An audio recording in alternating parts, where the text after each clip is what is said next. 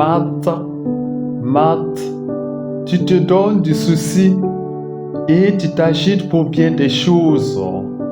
Une seule est nécessaire. Marie a choisi la meilleure part, elle ne lui sera pas enlevée. Luc 10, 41 à 42. Serviteurs et servantes de Dieu, les chrétiens catholiques honorent leur traditionnelle rencontre hebdomadaire pour l'écoute méditative de la parole de Dieu et le partage du pain de la vie. Les Saintes Écritures de ce 16e dimanche du temps ordinaire de l'année C nous engagent à fonder notre vie spirituelle sur le service de l'hospitalité et l'écoute méditative de la parole de Dieu. Dans notre méditation, nous essaierons de l'appliquer à notre vie. Comment dois-je vivre ces aspects d'accueil pour un monde juste?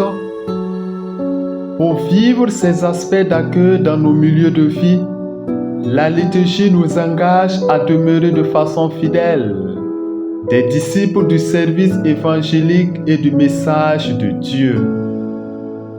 Chaque membre du Christ est invité à unir ces deux aspects de la vie de l'Église dans sa vie pour une plus grande fécondité spirituelle.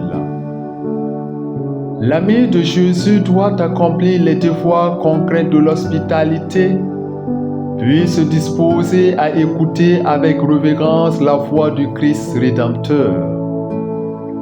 La primauté de l'écoute, l'attitude réceptive de l'âme qui sait que tout provient du Christ Rédempteur est en effet le plus important dans la vie spirituelle et chrétienne.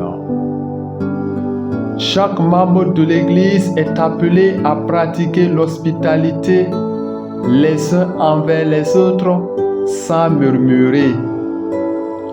Chacun, selon la grâce reçue, doit se mettre au service les uns des autres sans distinction sociale, culturelle et religieuse, comme de bons intendants de la grâce de Dieu. Si tu parles, que ce soit comme les paroles de Dieu, si tu assures le service, que ce soit comme par un mandat reçu de Dieu, afin qu'en tout, Dieu soit glorifié par Jésus-Christ. Confère 1 Pierre 4, 9 à 11. La liturgie nous suggère également de vivre dans une confiance et une foi totale à Dieu pour devenir digne de la promesse de fécondité qu'on a reçue au bénéfice du plan de salut divin. La foi d'Abraham s'est manifestée par une hospitalité débordante et une écoute respectueuse du Seigneur. Son attitude intérieure est celle de l'accueil de la parole de Dieu.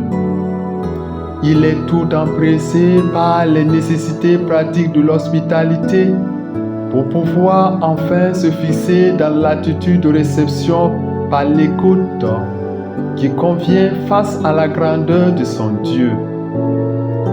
Chacun peut faire l'expérience dans son cœur d'une nouvelle parole de son Créateur pour soutenir son chemin de conversion et pour expliciter la promesse qui lui a été faite dans sa vie. Aujourd'hui, le Christ est présent dans son Église. L'Église vit comme Marie de la meilleure part et cela confirme son service effectif envers les pauvres et envers ses enfants.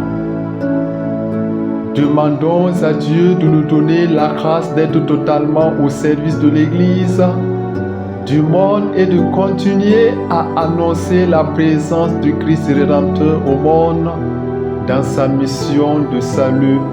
Amen.